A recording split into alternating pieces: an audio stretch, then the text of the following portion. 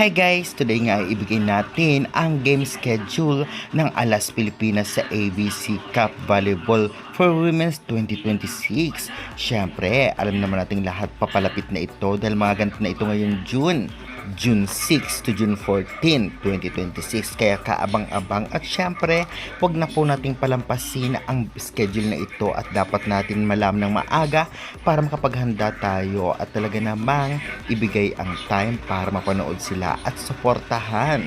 Marami man nag-back out, ngunit syempre, andyan pa rin tayo para sumuporta dito sa Alas Pilipinas Women's na mga bagong line-up o players.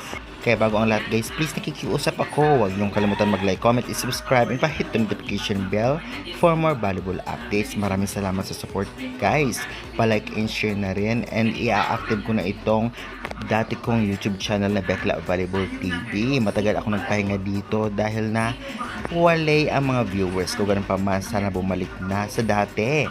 Kaya guys, syempre, wag na po natin patagalin pa. Ibigay na natin ang game schedule ng Alas Pilipinas sa preliminary ngayong paparating na ABC Women's Volleyball Cup 2026 na mga ganap sa Camden City, Ilocos Sur.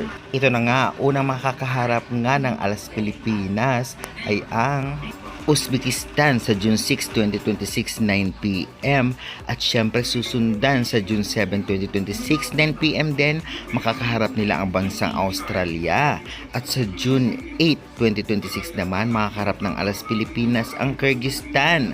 Samantalang sa June 9, 2026 makakaharap ng Pilipinas ang Korea. At sa June 11, 2026 makakaharap ng Alas Pilipinas ang Chinese Taipei.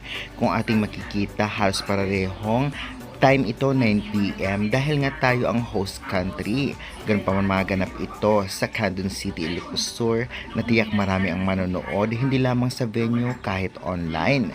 Excited ba kayo guys sa labanan ito? Sa tingin ninyo, kahit maraming nag-back out at maraming bago sa Alas, nagbalik yung mga veterans at mga bago pa, magka-podium kaya sila ngayon? Pa-comment nga dyan sa baba kung sa tingin mo oo o hindi, and pa-subscribe na lang for more valuable updates.